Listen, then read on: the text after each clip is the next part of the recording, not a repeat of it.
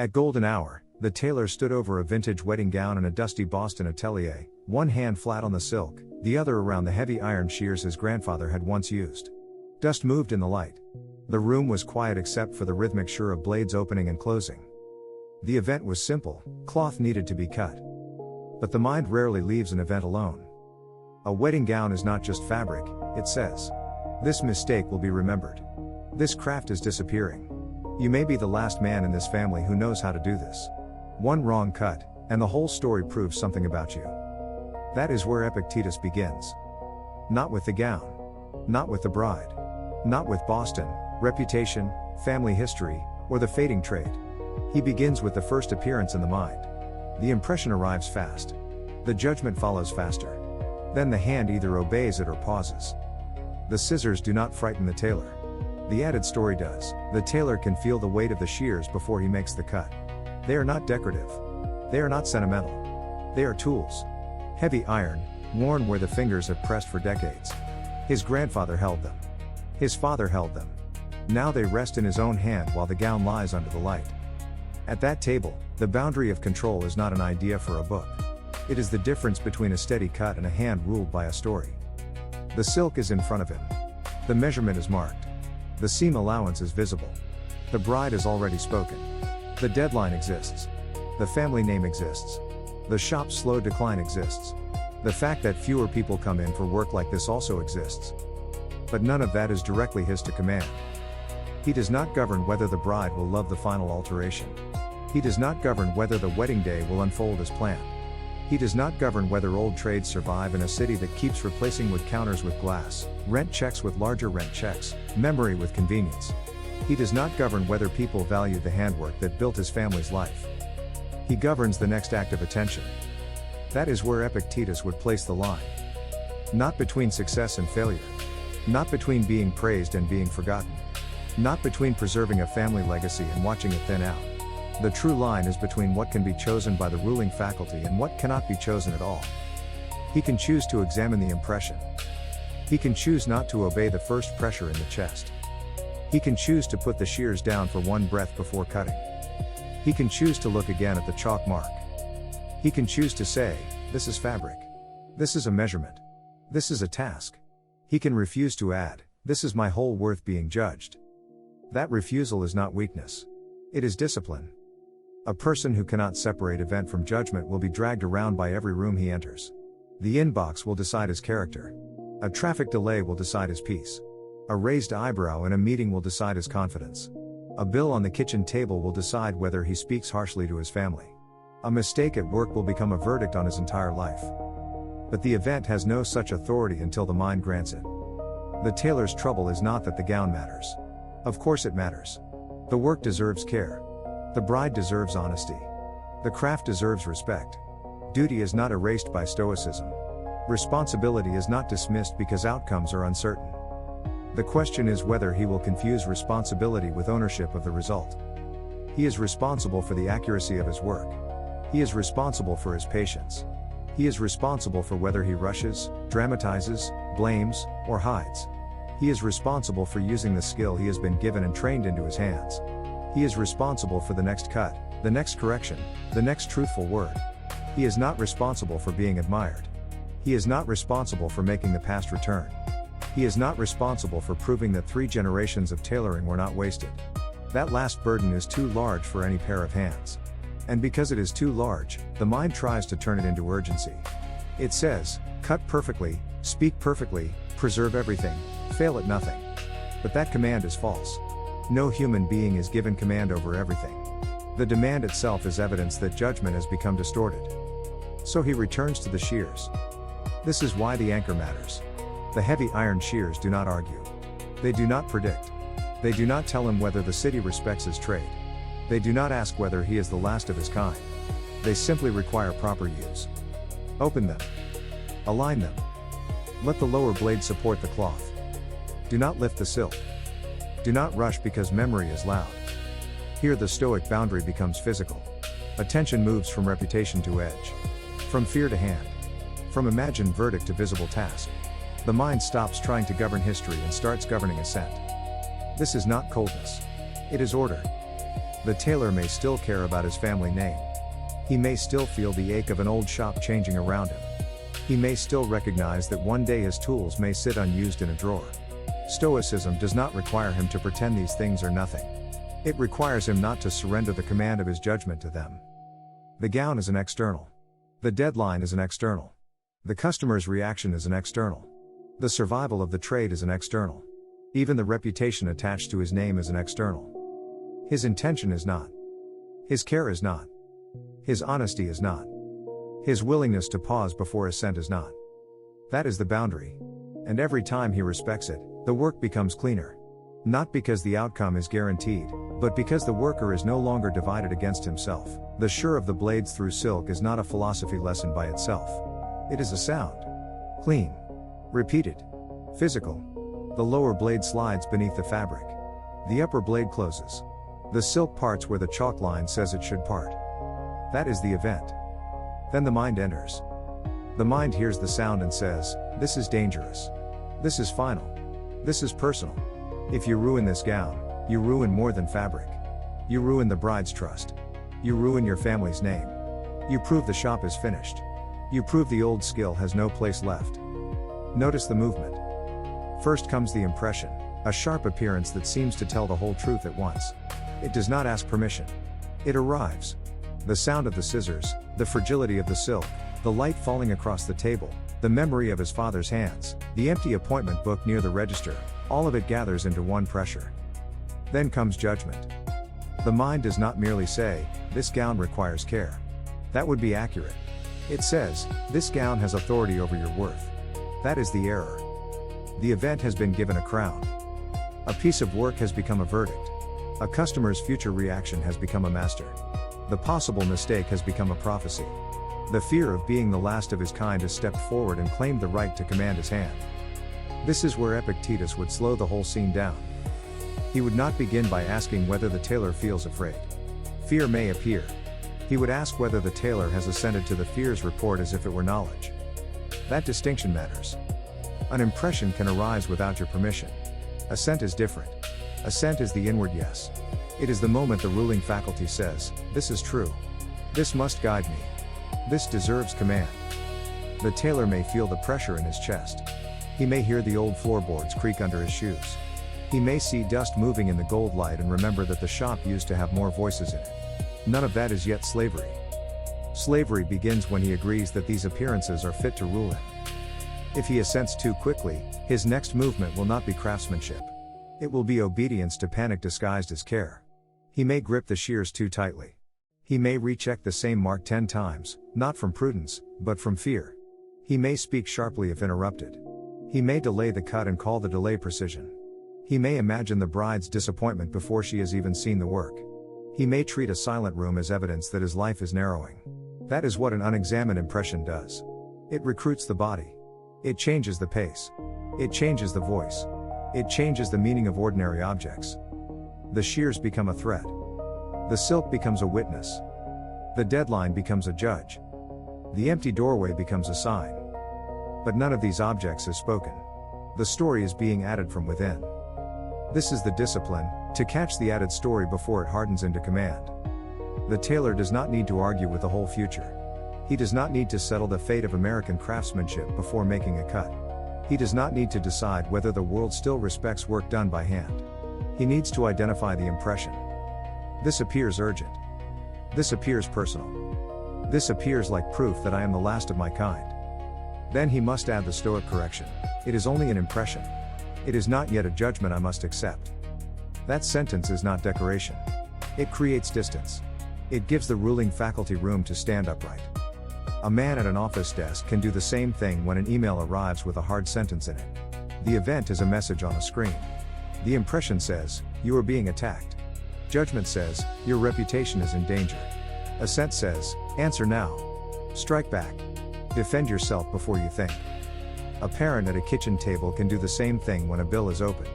The event is a number due by a date. The impression says, "This is ruin." Judgment says, "Your life is out of control." Assent says, "Speak from fear. Blame someone.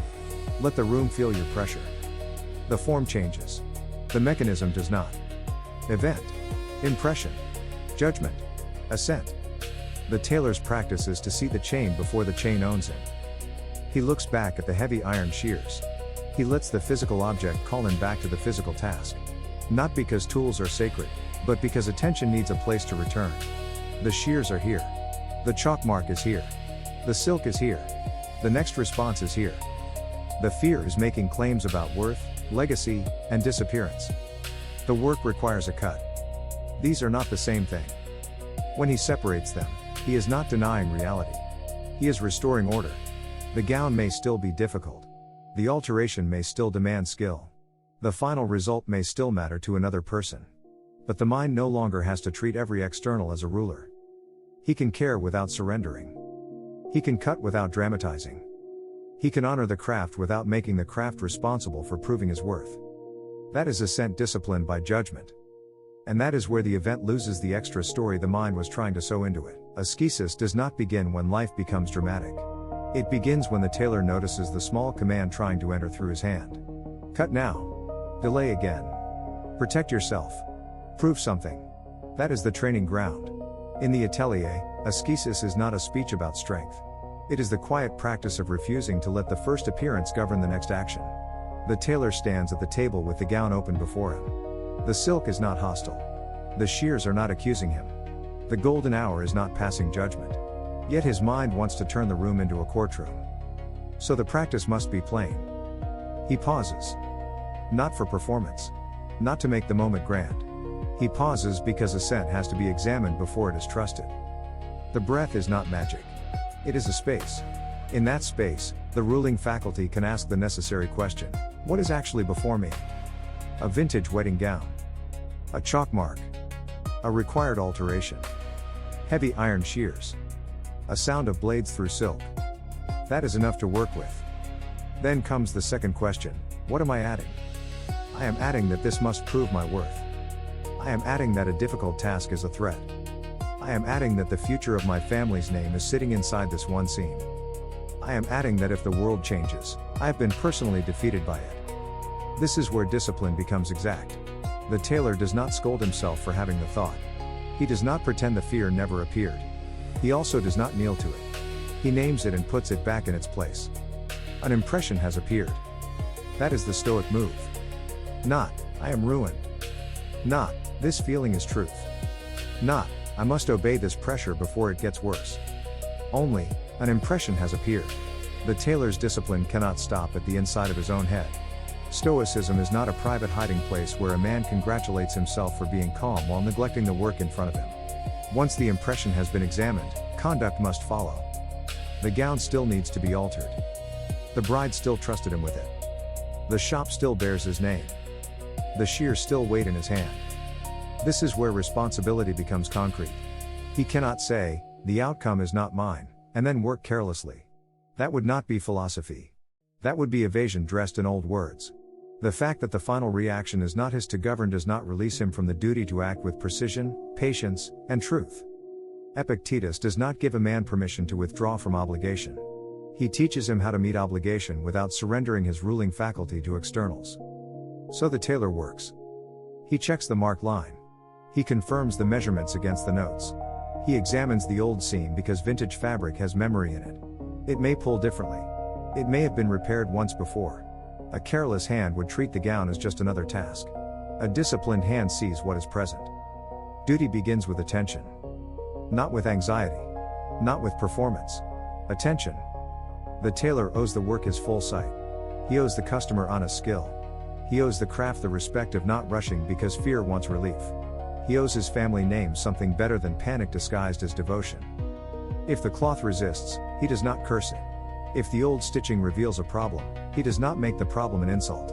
If the deadline presses, he does not let pressure become dishonesty. He names the fact, adjusts the plan, and does the next proper thing. That is conduct. The fear of being the last of his kind may still speak from the corner of the room. It may say, you must make this perfect, or everything is lost. It may say, you must be admired, or the craft has failed. It may say, you must carry the dead, the living, and the unborn on your back while holding one pair of scissors. But duty is cleaner than that. Duty says, make the cut you can see. Duty says, Tell the truth if the fabric will not allow what was promised. Duty says, keep your hand steady, your speech plain, and your attention on the work assigned to you. Duty says, do not turn another person's wedding gown into a stage for your private fear. This matters because responsibility can be corrupted in two directions. One man avoids responsibility by saying, none of this is in my control, and then does less than his role requires. Another man inflates responsibility until he believes every outcome, every opinion, every accident, and every future consequence belongs to him. Both are errors. Both misunderstand the boundary. The first man abandons his post. The second tries to govern the whole battlefield. The tailor must do neither. His post is the table. His task is the alteration. His materials are silk, thread, chalk, pins, and heavy iron shears.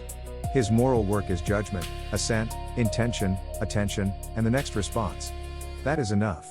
It is not small. It is exact. He can be careful without being possessed. He can be serious without being dramatic.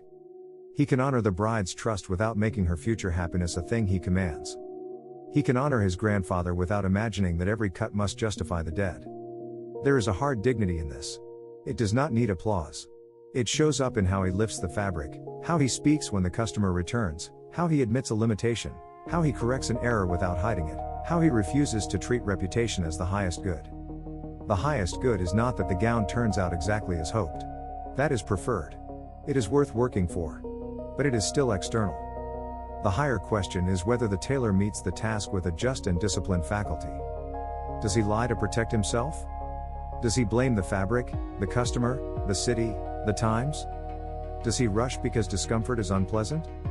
Does he freeze because the story became louder than the work? Or does he stand where he stands, see what he sees, and perform the duty assigned to him with a mind that has not sold itself to fear? The vintage gown will eventually leave the atelier. It will hang in a garment bag. It will be carried through a doorway. Someone will decide whether the work pleased them. Someone may thank him. Someone may not. The city will continue changing. The appointment book may fill or remain thin. The old trade may endure in a few rooms, or fade from many streets. These are not excuses for despair. They are facts outside command. The tailor's responsibility lies closer. In the palm.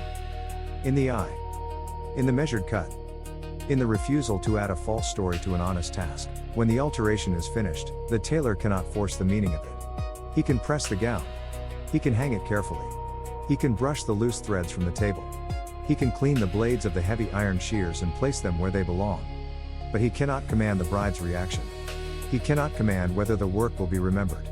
He cannot command whether the old shop will last another generation. That is not loss. That is the shape of human life. Freedom begins when the mind stops demanding ownership over what was never placed in its hands. The tailor is not free because the gown is perfect. He is free when he no longer needs the gown to answer questions it was never meant to answer. It cannot tell him whether his life has value. It cannot tell him whether his grandfather's work mattered. It cannot tell him whether the future will honor what the past built. It is a gown. It needed alteration. He gave it disciplined attention. That is enough for the next action. This is the lesson inside the shirr of scissors through silk. The event is one thing, the added story is another. The event asks for conduct. The added story demands surrender. Epictetus would have us notice the difference before we hand over the ruling faculty. So when the next pressure arrives, do not rush to crown it as truth. Name the impression. Examine the judgment. Withhold assent until you can see what is actually yours. Return to what is yours to govern. Epictetus taught that a person is not carried away by things themselves, but by the judgments formed about things. That lesson is easy to repeat and difficult to live. The difficult part is the moment before action, when the story feels identical to reality. The tailor's ascesis is to separate them while his fingers still hold the shears. He lets the object train him. The weight of the iron brings attention down from imagination into use. The blades have a purpose. They require alignment. They punish haste. They reward a clear eye. They do not care about reputation, but they demand responsibility. That is a clean teacher. The tailor looks at the mark again. He checks the seam, not 10 times to feed fear, but once with discipline. He places the lower blade under the silk. He watches how the fabric rests. He adjusts his wrist. He cuts only what should be cut. This is not a small thing. A person who trains here is training for every other seam. The meeting where one sentence sounds like disrespect. The parking lot where a stranger's anger invites an answer. The hospital hallway where waiting begins to feel like punishment. The kitchen table where money, fatigue, and pride all crowd into the same conversation. In each place, the practice is the same. See the event. Name the impression. Inspect the judgment. Withhold assent until the ruling faculty can choose. The tailor is not practicing to become emotionless. He is practicing to become less easily commanded by what is not his to govern. There is a difference. A dull man feels nothing and calls it peace. A disciplined man feels the pressure and still chooses the proper act. That is ascesis. It is not escape from the room. It is correct conduct inside the room. The shop is dusty. The light is fading.